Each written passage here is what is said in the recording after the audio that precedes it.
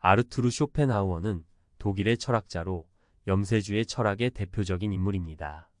그의 철학은 삶의 고통과 환멸을 직시하고 이를 극복하기 위한 방법을 제시하는 데 초점을 맞춥니다. 쇼펜하우어는 인간의 욕망이 끊임없이 충족되지 못하고 이로 인해 고통이 발생한다고 보았습니다. 하지만 그는 이러한 염세적인 관점 속에서도 삶의 의미와 가치를 찾을 수 있다고 믿었습니다. 쇼펜하우어의 핵심 사상은 다음과 같습니다. 삶은 고통이다. 쇼펜하우어는 인간의 삶은 근본적으로 고통스러운 것이라고 주장했습니다. 욕망은 충족될 수 없으며 충족된다 하더라도 곧 새로운 욕망이 생겨납니다. 이러한 욕망의 굴레는 끊임없는 고통을 야기합니다.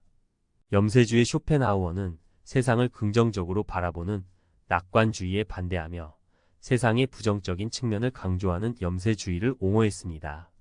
그는 세상의 악과 고통을 직시하고 이를 극복하기 위한 방법을 모색해야 한다고 주장했습니다. 의지의 부정 쇼펜하우어는 인간의 모든 행동은 맹목적인 의지에 의해 지배된다고 보았습니다.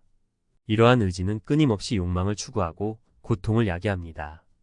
따라서 쇼펜하우어는 의지를 부정하고 욕망에서 벗어나야 한다고 주장했습니다.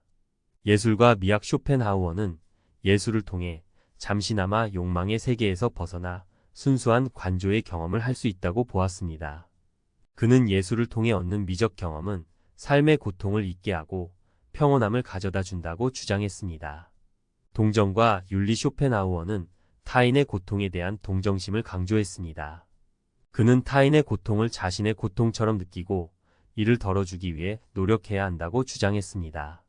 쇼펜하우어의 명언과 그 의미는 다음과 같습니다. 인생은 욕망과 권태 사이를 오가는 시계추와 같다.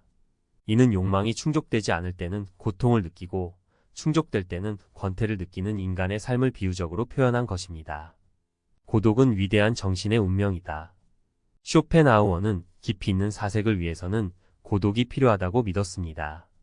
우리가 읽는 책은 우리의 정신을 형성한다. 쇼펜하우어는 독서의 중요성을 강조하며 좋은 책을 읽는 것이 곧 자신의 정신을 성장시키는 것이라고 주장했습니다. 세상은 의지와 표상이다. 이는 쇼펜하우어 철학의 핵심 명제로 세상은 우리의 의지가 만들어낸 표상이며 객관적인 실체가 아니라는 것을 의미합니다. 삶은 고해다. 쇼펜하우어는 삶의 고통스러운 본질을 강조하며 이를 극복하기 위해서는 욕망을 버리고 의지를 부정해야 한다고 주장했습니다. 쇼펜하우어의 지혜, 우리의 삶에 적용해 보겠습니다. 사례 1. 물질적인 성공에 대한 집착. 현대 사회는 물질적인 성공을 강조하고 이를 위해 끊임없이 경쟁하도록 부추깁니다. 하지만 쇼펜하우어는 물질적인 성공이 진정한 행복을 가져다 주지 않는다고 말합니다.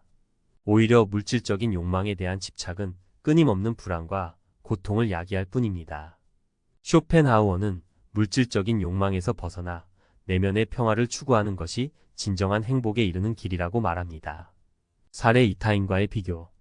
SNS의 발달로 인해 우리는 타인의 삶을 쉽게 접하고 비교하게 됩니다. 하지만 쇼펜하우어는 타인과의 비교는 불행의 지름길이라고 말합니다.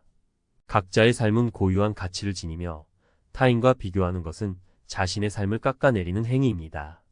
쇼펜하우어는 자신의 삶에 집중하고 자신만의 가치를 발견하는 것이 중요하다고 강조합니다. 사례 3. 실패와 좌절. 삶은 성공과 실패, 기쁨과 슬픔이 반복되는 과정입니다. 쇼펜하우어는 실패와 좌절은 삶의 일부이며 이를 통해 우리는 더욱 성장할 수 있다고 말합니다. 실패에 좌절하지 않고 긍정적인 마음으로 다시 일어서는 것이 중요합니다. 쇼펜하우어는 역경을 극복하는 과정에서 우리는 더욱 강해지고 삶의 의미를 깨닫게 된다고 말합니다. 결론. 쇼펜하우어의 철학은 염세적이지만 삶의 고통을 직시하고 이를 극복하기 위한 방법을 제시한다는 점에서 우리에게 깊은 통찰을 줍니다. 그의 철학은 끊임없이 욕망을 추구하는 현대 사회에 대한 비판이자 삶의 진정한 의미와 가치를 되돌아보게 하는 메시지를 담고 있습니다. 쇼펜하우어의 지혜를 통해 우리는 삶의 고통을 극복하고 더욱 의미 있는 삶을 살아갈 수 있을 것입니다.